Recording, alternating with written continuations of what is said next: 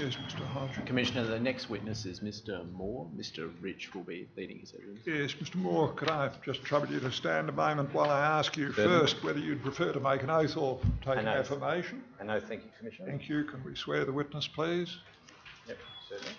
I swear by Almighty God I swear by Almighty God that the evidence I shall give that the evidence I shall give will be the truth, the whole truth, and nothing but the truth. will be the truth, the whole truth, and nothing but the truth.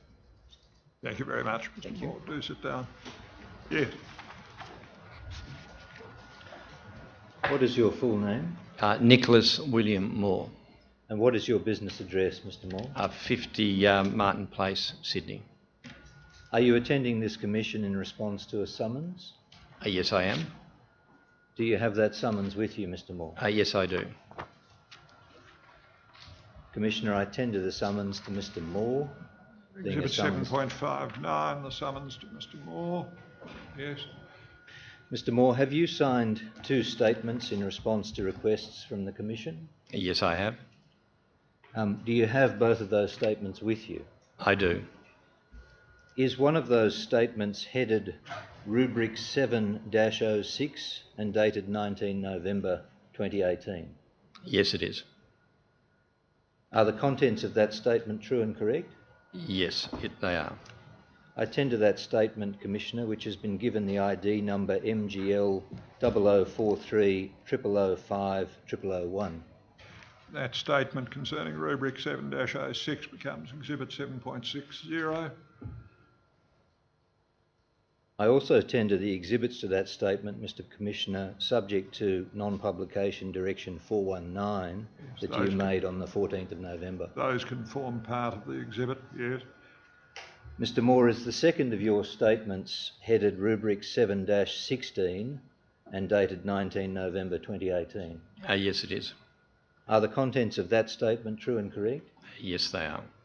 I tender that statement, which has been given the ID number MGL 0043 0005 0042.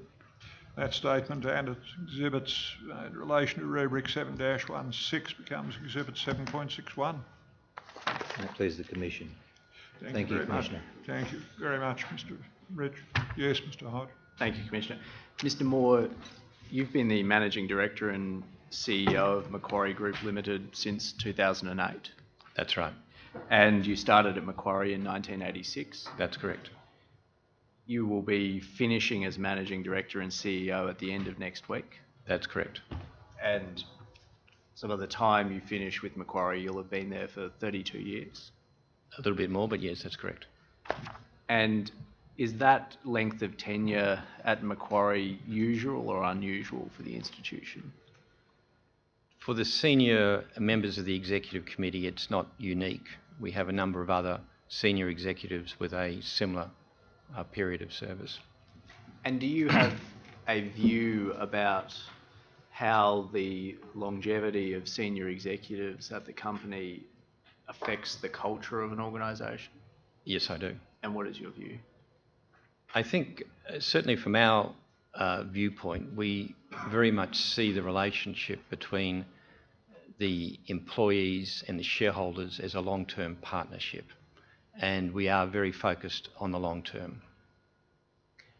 And therefore, if you have senior executives who are there at the company for a very long time, their interests, their long-term interests align with the shareholders' interests and the customers' interests. That's correct. One of the points you make in your statement is that you are reluctant to make some general comments outside of the confines of Macquarie, and your point is effectively your professional experience is confined to the Macquarie Group. That's correct. What I want to try to do then is to first just try to tease out some of the differences between Macquarie and some of the other institutions that we've been looking at. And so I want to do 2 things. First, deal with the nature of Macquarie's business, and second, deal with the enforceable undertaking that was given by Macquarie Equities Limited, and then we'll move to some other topics. Macquarie, I think you say in your statement, opened its doors in 1969. That's correct. And as at 31 March 2018, it's operating in over 25 countries. That's right. It has a market capitalisation of $39 billion. Yep, that's correct. I'm sorry. That's correct. Consolidated net assets of approximately $18.2 billion. Correct. And assets under management of just shy of $500 billion. Yes, correct. It's a little bit more than that now, but yes. And the business of Macquarie Group has 5 divisions. That's correct. One of those divisions is the Banking and Financial Services division. That's correct. And that would seem to be the division most comparable to some of the other institutions that we've been dealing with. That's correct. And within that Banking and Financial Services division, you offer personal banking, wealth management, and business banking. That's right. And it may be helpful just to put this in the context of the rest of the Macquarie business. If we bring up your statement in response to rubric 7-06, so that statement should be MGL.0043.0005.001, and if we go to page 3 of that statement, and this is figure 2, where you've broken down the 5 divisions and their respective Australian and New Zealand and international income. Mm-hmm. And we gather the point you're making in this figure is that for the other 4 divisions, a much higher percentage of their income comes from overseas compared to Australia. That is correct. And also, and this will become more apparent if we then go over to page 4 and look at figure 3. If we just blow up figure 3, we see that the contribution of that Banking and Financial Services group to Macquarie Group's operating revenue and income is only 15% of operating income and 11% of net profit contribution. That is correct. And I should just point out, though, we have within our CAF division, there is a car leasing division as well. That is your an capital Australian... asset finance. Yes, Capital that's asset right. finance, yes. Corporate asset finance. I'm sorry, corporate asset finance. And within the Banking and Financial Services division sits Macquarie Equities Limited. Correct. And you make a point in your statement, which is Macquarie Equities advice business contributed 0.5% of Macquarie's profit in the 2013 year. In net profit, that's correct. Net profit. And how does that compare to its current level of contribution? It wouldn't be a lot larger today. It would be larger, but not a lot. And what is the strategic value of Macquarie Equities advice business to the Macquarie Group? When we first acquired the broker, taking a step back, the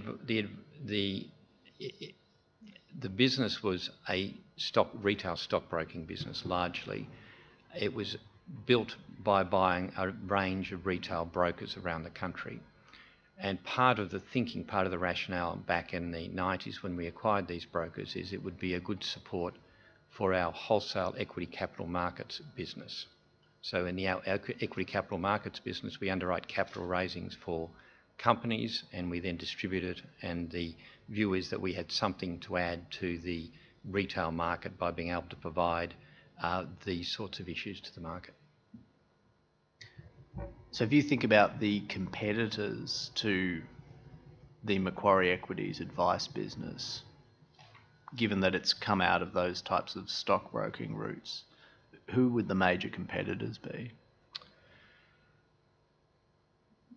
Well, it would be the smaller, but it's changed over the while. I mean, it's been an evolving story, obviously. So there was a period where most of the international investment banks would have had a retail offering of some sort. Now, many of those have stepped back in recent years from that, so some would have them and some wouldn't. So I really couldn't give you an accurate answer on that today.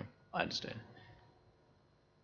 The point, though, I think where this goes is to say Macquarie is not a retail bank that has then acquired a wealth management division. Macquarie is an investment bank that has acquired a stockbroking arm. That's right, largely. And what happened in 2012 was that ASIC identified some advice, misconduct and cultural failings at Macquarie Private Wealth. That's right, we entered into an enforceable undertaking with them. After ASIC had conducted some surveillance and identified issues. Yes. And you've explained at paragraph 12 of your statement 7-16 that the concerns included the effectiveness of Macquarie Equities licensee risk policies, processes, controls and systems. Yes, that's correct. Compliance with obligations regarding the provision of personal advice. That's correct. Whether representative conduct had been dealt with consistently and appropriately. That's correct. The adequacy of record keeping. That's correct. The effectiveness of monitoring and supervision. That's correct. Whether compliance training and education had taken place. That's correct. The identification, recording, assessment and reporting of breaches. Yes. You can see that there now. And whether Macquarie Equities management had failed to foster and maintain a proper commitment to and culture of compliance. That's correct. Now, initially, when ASIC raised the issues or these concerns, when ASIC raised these issues and concerns and before the EU was entered into, were they brought all the way up to the attention of you and the board of Macquarie Group? Yes, what we heard from the business that ASIC was reviewing the operations of the business from the business, so the business advised us of that. Then there was a meeting, as I recall, with our central compliance and chief legal counsel with ASIC, who went through their statement in terms of their view of the shortcomings of the business. And do you recall whether there was an initial reluctance to accept ASIC's conclusions that there were fundamental problems in the business? I think there was questioning. There was questioning. Was that questioning by the business or questioning by you and the board? There was questioning by the business, which resulted in us having the central functions directly review the situation by, I think, spending a weekend going through the files and the evidence that was being discussed. And the central function is what? Legal and compliance. Legal within Macquarie Group rather than within Macquarie Equities. That's correct. And was the view initially of the business that ASIC just didn't understand the business? I think, as I recall, the view from the business was there is an evolution taking place across the market, and the business was part of it, where firms were moving from a traditional stockbroking world into a modern world of providing independent financial advice. And that the systems, they had put in place systems, they had put in place training, and that was transforming the nature of the brokers into independent financial advisors. And it was an evolution taking place across the market, and that we were, in the business's mind, they were one of the leaders in terms of that development in the marketplace. And what happened after the centralised function reviewed the business? They spent a weekend reviewing the files, and they came back and reported that they thought there were issues here. And so we engaged with ASIC seeking to discuss the enforceable undertaking. And you've presumably considered then and have considered now what the root causes were of the issues with the business. Yep. And in your statement you identify 2 root causes. Can you explain what in your view was the first of those causes? The first is along the lines you've raised already, that there was an evolution taking place from a retail stockbroking business, which had a relatively limited focus, to an advice business. So that evolution was taking place. It was the rate of that evolution and the need for that evolution to happen faster than it did. Now, the failing in the business is that we didn't recognise, the business didn't recognise that they hadn't moved the business as fast as they were required to do it. So within the business, they didn't see that, and thus we ended up where we were. And is one of the issues that became apparent that, at least within Macquarie Equities Limited, there was a cultural difference between those who were stockbrokers and had come out of the stockbroker model and those who, the smaller number of financial planners within the business? Perhaps, but I don't think that was the main cause. The main cause, I think, was just a lack of recognition of the issue, that people understood there was a change necessary. They thought they were engaged in making the change take place. They just didn't realise the urgency and the importance of actually delivering on that. So I think there was a failure of recognition by management of the situation that we faced. And what was the second root cause? Well, one is management. Secondly, from a structural viewpoint, we had compliance reporting into the business itself.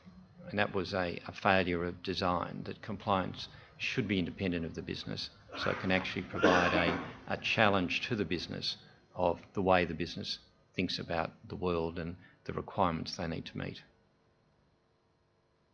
Now, the ways in which those things were addressed were under the EU. Macquarie Equities was required to conduct an assessment of its licensee risk framework. That's correct.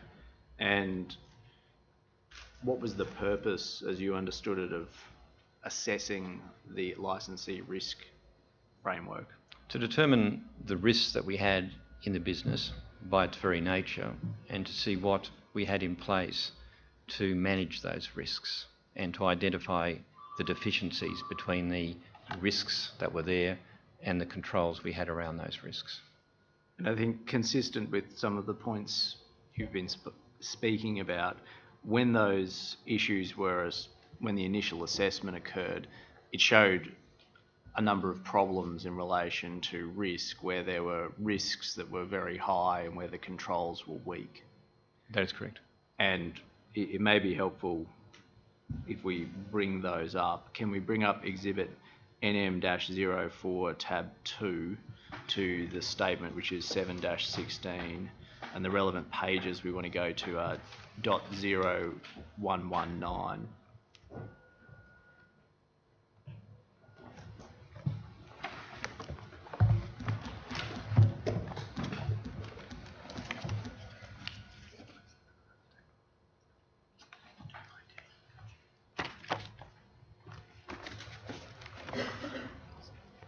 The initial doc ID is MGL.0001.002.0105.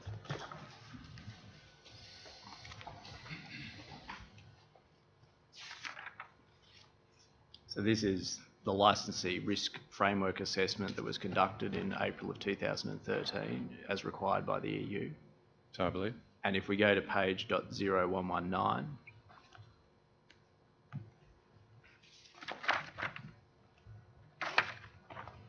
we can see the summary of the high-level assessment results setting out the various types of issues that have been identified, the risk being advisors do not provide financial advice in a compliant manner, that advisors provide advice which is inappropriate, advisors provide financial services to clients without the express instruction of the client, etc.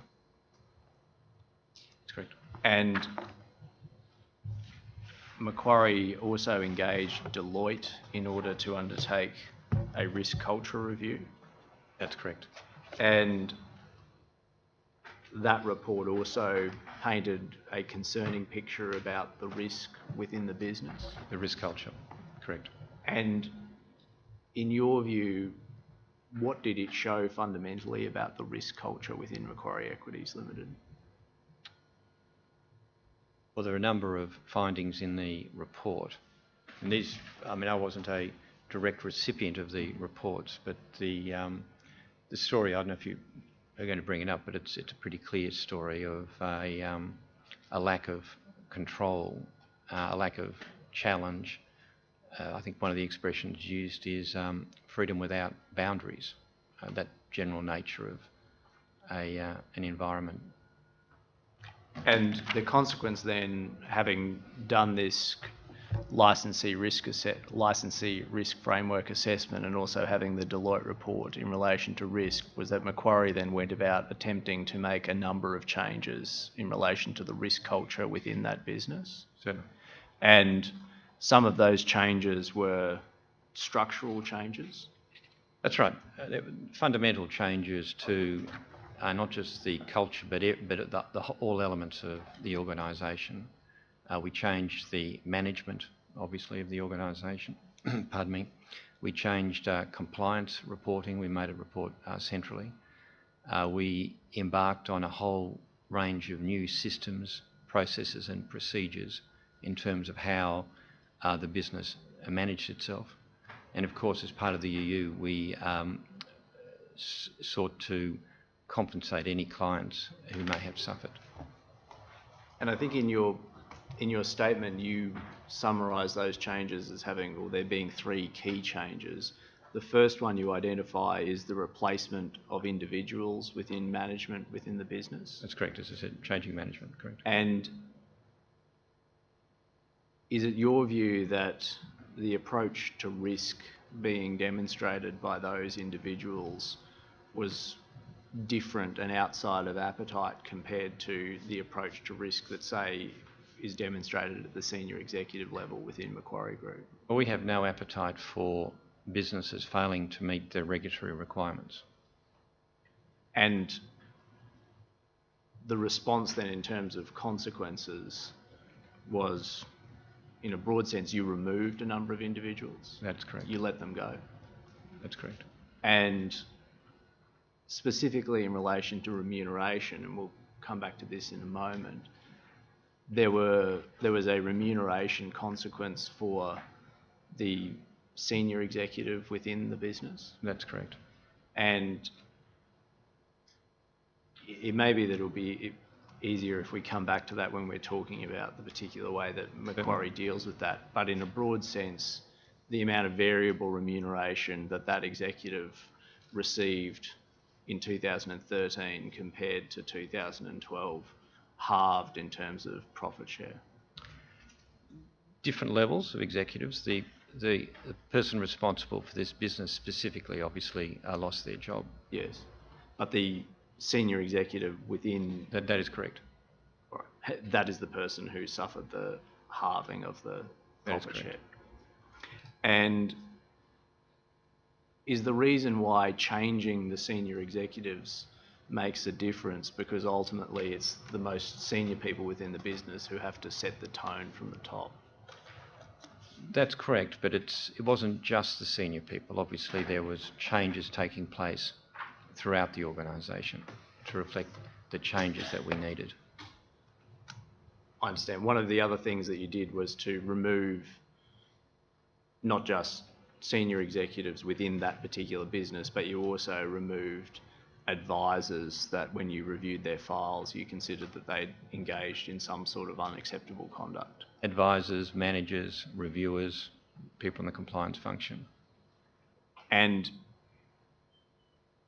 is it by, in your view, by removing those people, by showing that there are definitive consequences for stepping outside of Macquarie's risk appetite, that you set the cultural tone within the organisation? Certainly. And that then therefore creates the norms of behaviour within the organisation? As part of it, there's a whole consequence management is important across all the businesses at all time. So it's not just people losing their jobs, it's people having pay consequences, as you say, promotion consequences. There's a whole range of different consequences that can follow. That's right, but they are consequences for individuals as a result of the conduct that they've been involved in. That's right. And also the conduct that has happened on their watch, in the sense that you make the point, the manager who is directly involved in the business lost their job, but the more senior executive responsible for that part of the business also suffered a pay consequence. That's correct. And showing those consequences from Macquarie's perspective is part of, to use a word that seems to have become very fashionable, embedding norms of behaviour within the business. Correct. We have one of our key tenets is the idea of accountability, key principles in terms of how we run our business. And what does that mean exactly? We say to every person in the business they're accountable for the outcomes that they deliver, particularly for business managers. So every business manager is accountable for all the outcomes of the business. And so that's all the outcomes, financial outcomes, conduct outcomes, regulatory outcomes, client outcomes, all the outcomes. The second change, or significant change, that you pointed to was a change to the reporting lines within the compliance division. That's correct. And was that about shifting over to reporting from BFS into the group level risk management group? That's correct. And how did you expect, and how has that affected the approach to risk within the business? Well, it's fundamental for the second line of defence that you have an independent risk function. So one of our key structures from a risk management viewpoint is to ensure we have an independent risk management group that does review issues such as compliance. And the third change that you refer to was that in general there was an introduction of a material number of training programs, policies, processes and systems to address the compliance concerns identified by ASIC. Correct. And presumably that means incurring a cost in order to develop those programs and implement those processes. Certainly.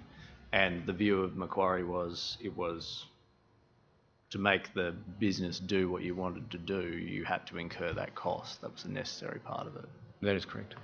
And I think there are then some more specific changes that were made, but they've been dealt with by Ms. Webber, so your awareness of them is effectively just what Ms. Webber has told you about them. Exactly right. All right. And do you have a view about the effect of ASIC's engagement with the implementation of the EU?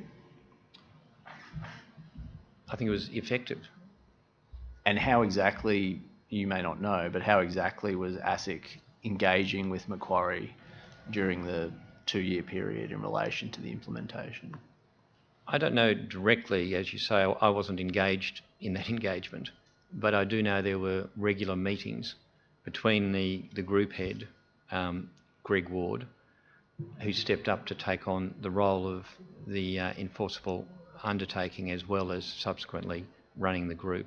Regular meetings at the highest level with ASIC as well as throughout the teams involved at Macquarie, at KPMG and at ASIC itself.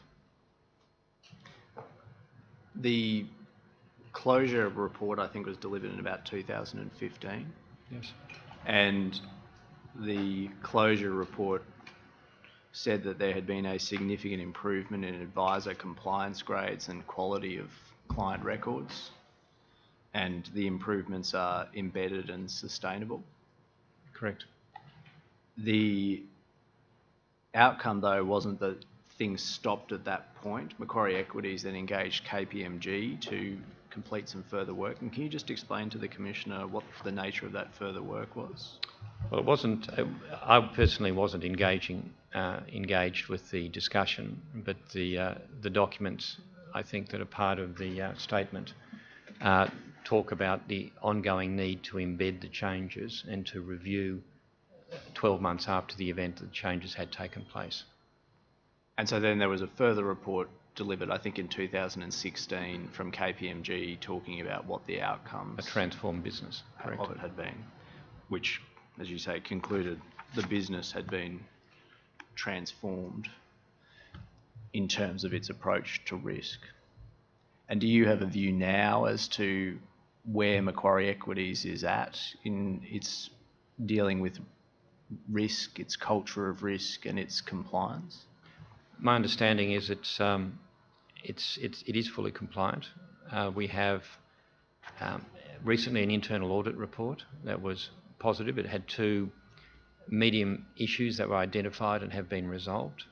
We have our normal staff survey results that came through looking at the risk mindset of the group, and very strong results coming through in terms of the risk mindset of the people within the division.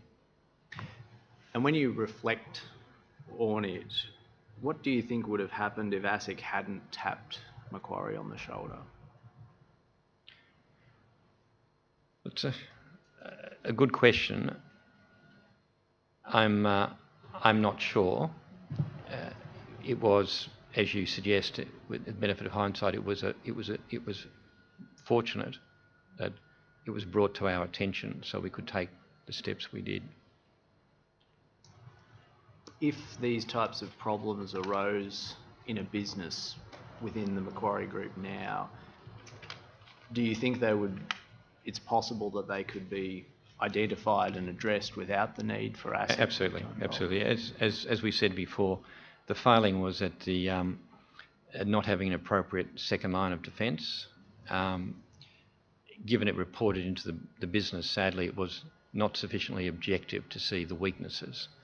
We do have a very clear second line of defence now across Macquarie, so we would expect our risk management group would detect any failings.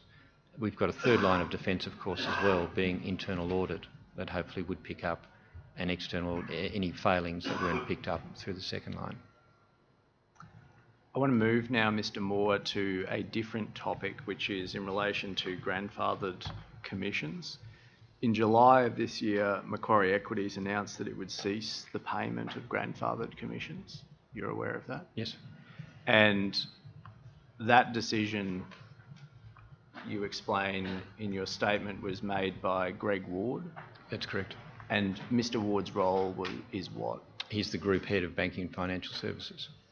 And that wasn't a matter that needed to be considered by the board of Macquarie's group? No, it's a business decision for that group. And you've said in your statement you agree with Mr. Ward about why it's in the client's interests to remove grandfathered commissions? Yes. And you may not have a view about this because this may be a business issue, but do you know what sort of time period it would require under Macquarie systems to remove all grandfathered commissions? No, I'm afraid I can't answer that today. Thank you. I want to then move to another topic which is concerned with remuneration. I want to deal with 2 issues. The first is variable remuneration within the Macquarie business, and the second is remuneration of brokers, which is something I think you know Macquarie has addressed in its submissions on the interim report. Yes. In relation to executive remuneration, the way in which Macquarie executives are paid, in fact, perhaps effectively all Macquarie employees are paid, is quite different from the way in which employees and executives within the retail banks we've been dealing with are paid, as I'm sure you know. Yes. And Macquarie employees at Macquarie have a relatively low fixed salary. That's correct at a senior level, that's correct. And can you explain to the Commissioner at what level is it fixed? What is the purpose that is attempted to be achieved by the particular level at which it's fixed? It depends upon the role and the person. So it does vary role by role, and as you suggested, at junior level, it's higher than at a senior level. At a senior level, it more reflects the underlying performance of the business. So the way the profit sharing system is set up is a sharing of the profits between the staff and the shareholders, and the variability increases the more senior you are in the organisation. With risk functions, central functions, that variability is less for obvious reasons. And so, for example, when it comes to the way in which you are remunerated, you're paid a fixed salary of something in the order of $800,000, a bit more, but then you receive a substantial profit share that's deferred over a number of years. That's correct. And if we were to attempt to compare it to the way in which the CEO of one of the retail banks is paid, really they're entirely different systems of pay. There's no fixed relationship between the maximum amount of variable remuneration that you can receive and the fixed salary that you receive. I believe our system is unique. And in fact, I think one of the points you make in the statement is we asked all entities some relatively standard questions, like what is the maximum amount of variable remuneration that you can be paid? And Macquarie's response is there is no maximum amount of variable remuneration that is correct. Paid. And what is the maximum percentage compared to the fixed base salary? And the answer is there is no maximum percentage. That there is no relationship whatsoever between the fixed salary and that is correct. The variable remuneration. And the variable remuneration then for senior executives is set each year as a percentage of profit share. That's correct. And the way in which that occurs or is fixed is by taking into account 4 factors. That's correct. And the first of those factors is financial performance. That's correct. The second of those factors is risk management and compliance. That's correct. The third of those factors is business leadership, including client outcomes. That's correct. And the fourth of those factors is people leadership and professional conduct consistent with Macquarie's code of conduct and what we stand for. That is correct. And do we take it, it's not a measurement process of trying to say it's 25% for financial performance, 25% for risk management, etc. That is correct. It's a process of effectively intuitive synthesis of considering all of those factors together and then arriving at a value. That is correct. But the reference, Mr. Moore, is to the process of fixing a sentence for crime. Intuitive synthesis comes from that realm of discourse. You should know what its source is. Thank you, Commissioner. I was impressed at the praise. I didn't know where it come from. So thank you for that. Fixing sentences. And the point, though, I think that you try to make in your statement in relation to remuneration is that the emphasis upon risk management and compliance and business leadership and people leadership and professional conduct is not just something in name only. It actually matters when it comes to that process of synthesis. Absolutely correct. And to take the example, we might bring this up, of the executive who suffered consequences as a result of the issues that led to the EU. If we bring up MGL.0043.0005.001, which is the statement in response to rubric 7-06, and go to page .0019,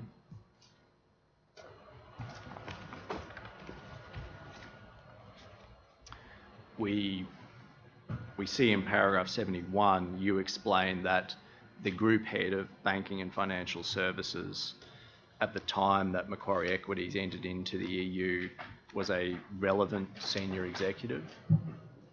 That means they were subject to the types of performance-based pay that we've been talking about. That's correct.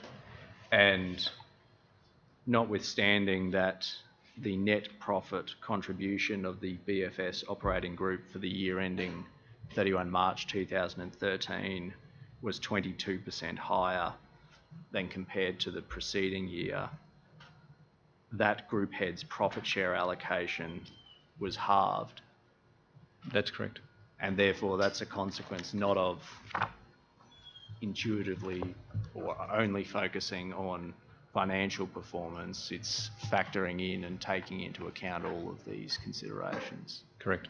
And was that a decision that you had to make personally? I was involved in the decision making. I made a recommendation to the Board Remuneration Committee. And they accepted it? They did, with discussion. Sorry, did you say with discussion? Yes, we discussed these matters. I see. And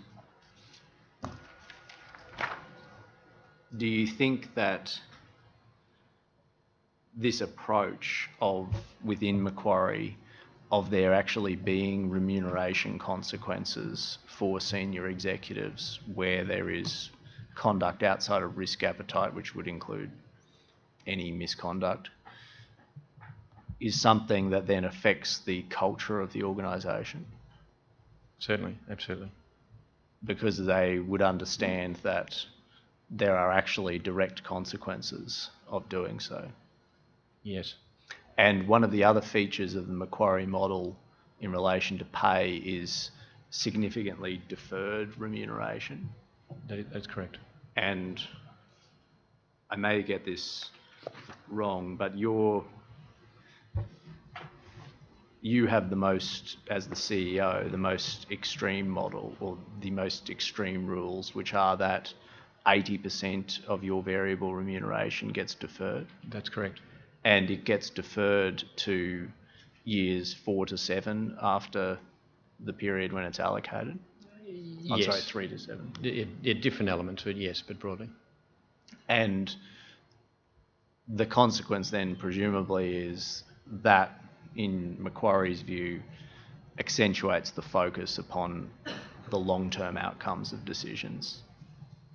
That's the intention, long-term alignment in terms of the outcome for the shareholders and the clients and the remuneration. I want to move then to a different element. Before you do, Yes.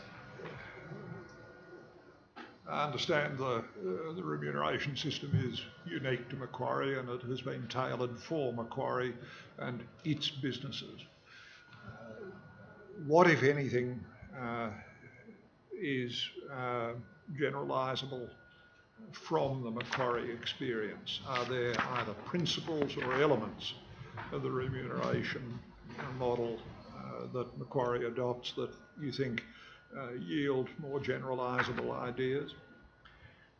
I think the idea of profit, a profit share, is more powerful than bonus. Bonuses often relate to revenue rather than bottom line outcomes. Deferral, I think, is very important. I think deferral to see the outcome of decisions being made. In finance, as we know, decisions being made today have consequences over many years. And so making sure there is that alignment over a period of time, I think, is very important. So, and the third element, as we're talking about, it's not just being driven off a financial metric, it has a broader application to all the other elements that are critically important to the success of an organisation, to the success of clients. Does the requirement to synthesise a number of factors, some of which are incapable of reduction to numbers, yield decisions that are sometimes difficult to explain or difficult to have accepted by those to whom they're applied? Are there issues about that emerge then in the management of the system with the staff understanding and those below understanding what's happening? I think there will be a natural pushback, but I think, as coming back to the point about the longevity in terms of people in the organisation, They do understand the importance of it, and they do, mostly accept the outcomes, and they might debate them, but in my experience is people accept the outcomes. What sorts of explanation are they given for the outcome? A very clear explanation.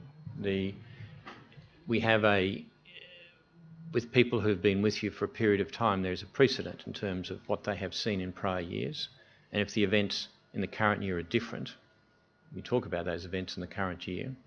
There's a financial result, you talk about the events, and you talk about why the events should be having a consequence, and it's a very open discussion.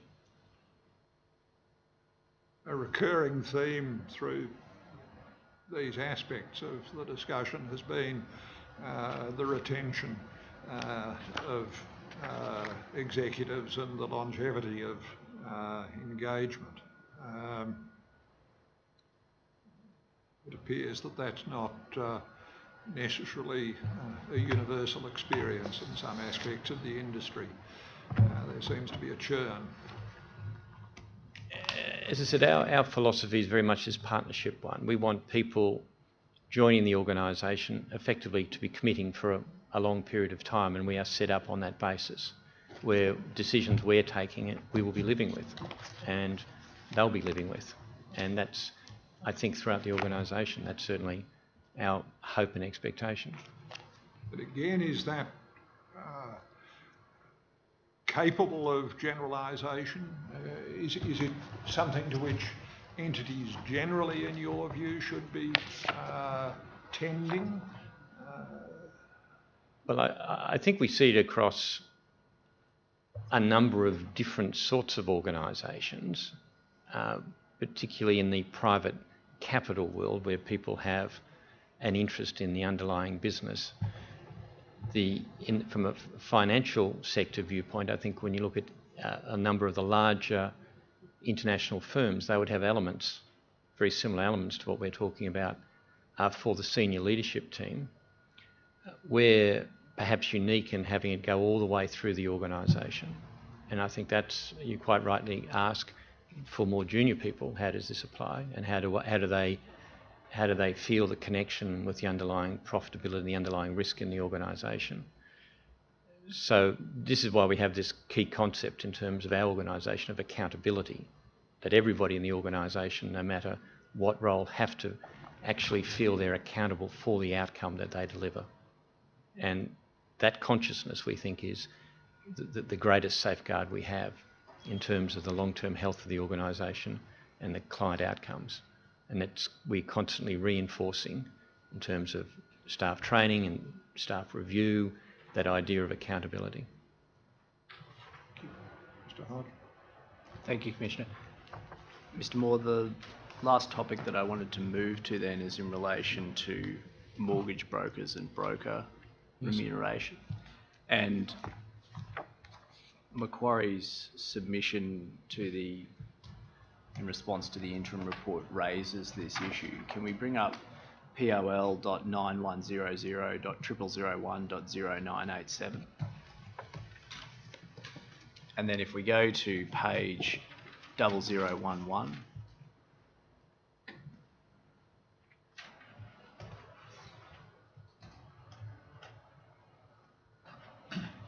see section F dealing with the role of intermediaries. Now, I'm assuming you weren't personally involved in the preparation of this submission, Mr. Moore.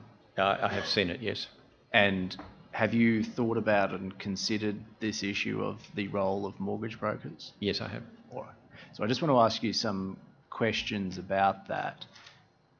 Macquarie makes a couple of points. The first is in paragraph 32, that it was in the 1990s that Macquarie introduced mortgage securitisation to the Australian market, and that then led to non-bank participants. Mm-hmm. Correct. And that then led to competition. That is competition that's occurring at the level of banks and non-bank lenders to provide mortgages. That's correct. And that competition is what drove down, at least in one view, drove down by 2.5% the interest rates that were being paid by consumers. That's correct. And then the second point, which is made in paragraph 33, is that competition couldn't have occurred without the mortgage broker distribution channel. That's correct. And the point that's made in 33 is that brokers and those sorts of intermediaries are particularly important to a lender like Macquarie. That's correct. Macquarie, as we'll see in a moment, has a very small share of the home mortgage market in Australia. Correct. And the point that is made by Macquarie is that it's not like the Big Four, who have an extensive branch network. That's correct. And therefore, presumably where this goes is to say the mortgage brokers, as the intermediated distribution channel, offer a distribution service to Macquarie. That's correct. And that's a benefit to Macquarie. That is, it gets a service from the intermediated distribution channel. That's correct. And it allows Macquarie to be able to compete with much larger lenders who have a branch network. That's correct. And if we bring up then figure 4 from your statement in response to 7-06 and go to mgl.0043.0005.009.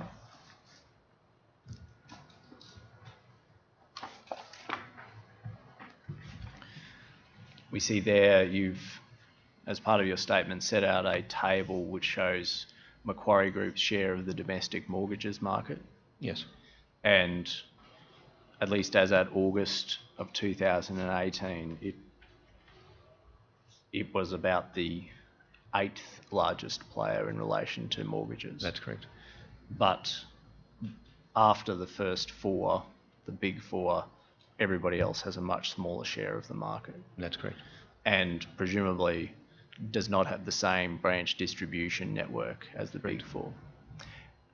And so from Macquarie's perspective, at the moment, it's paying commissions to mortgage brokers. That's correct. And that is a payment from the perspective of Macquarie in exchange for a service that the brokers are providing to Macquarie. That's correct. And that is as distinct from another issue which I'm sure you're aware of and that's raised from a number of perspectives, which is mortgage brokers also provide a service to the customers. That's correct. And this, in a sense, is probably no different to any other intermediated market, either whether you consider it a two-sided market or one participant playing upstream and downstream in two different markets. That is, that's correct. By the one activity, they provide a service to two different people. That's correct. And what I then want to understand is, what is the concern that Macquarie has about how changing commissions might affect the ability of mortgage brokers to provide that service to the non-major lenders? Good question. We're dealing a little bit about potential regulation we don't know the shape of. And our general point is one of caution, to say there can be unintended consequences of regulation. We are dependent upon this broker network for our business, and we think, having regard to history, that the broker network does provide genuine competition, and that genuine competition has reduced the cost for all mortgages.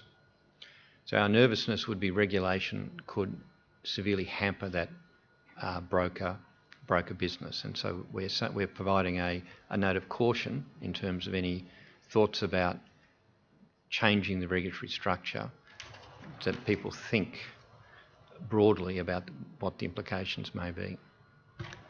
Can I just try to tease two ideas out of that?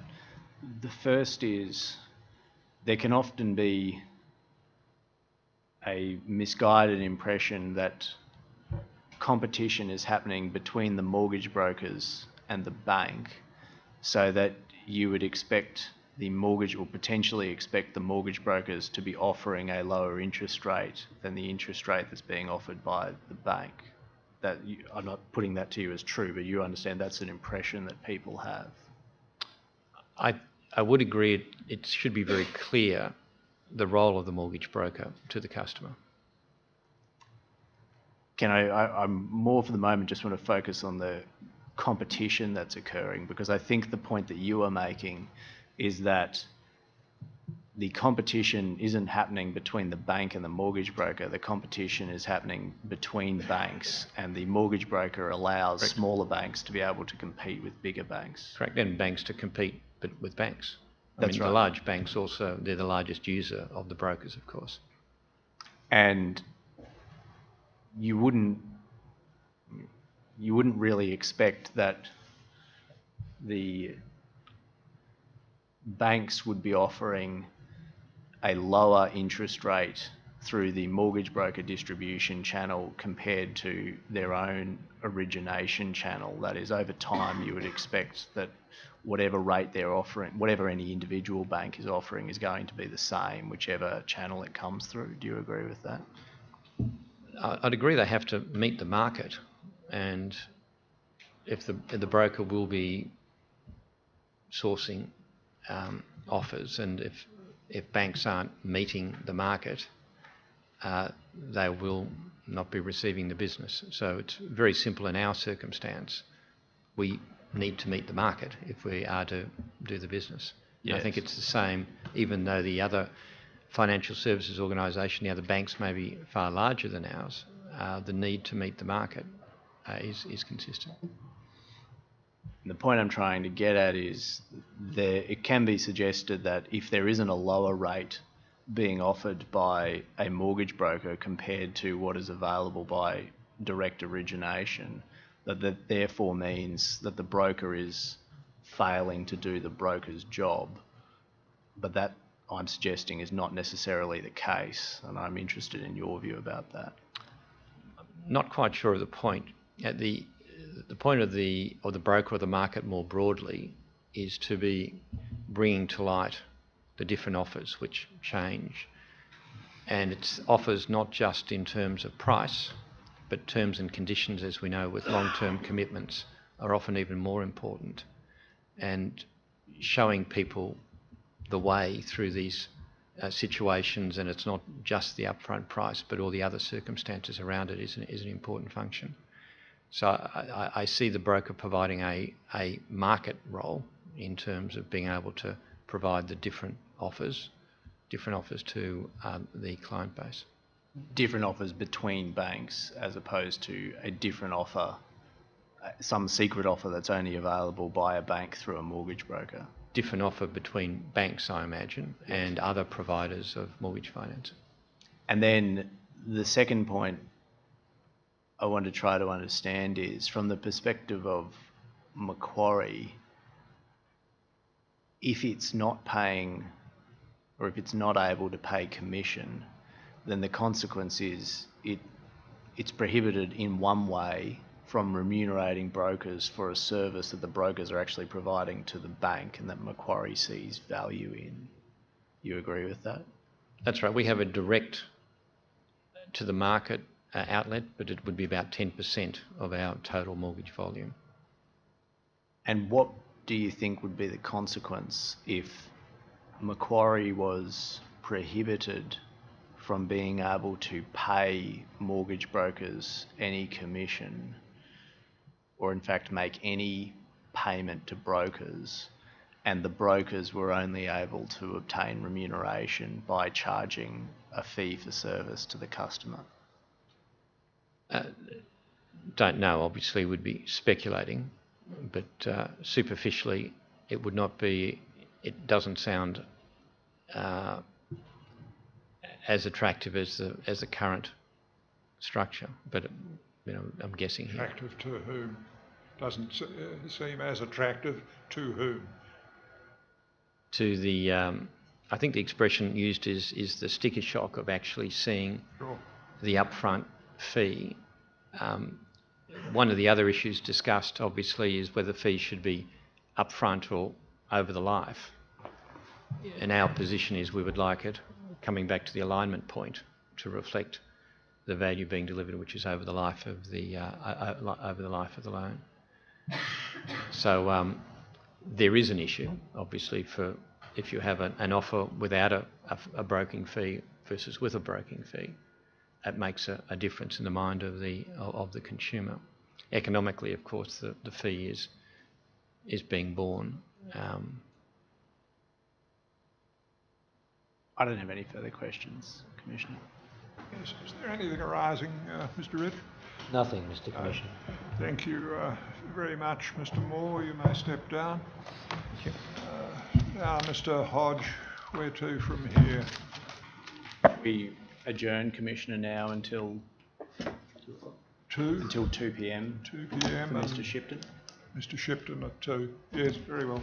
2 p.m.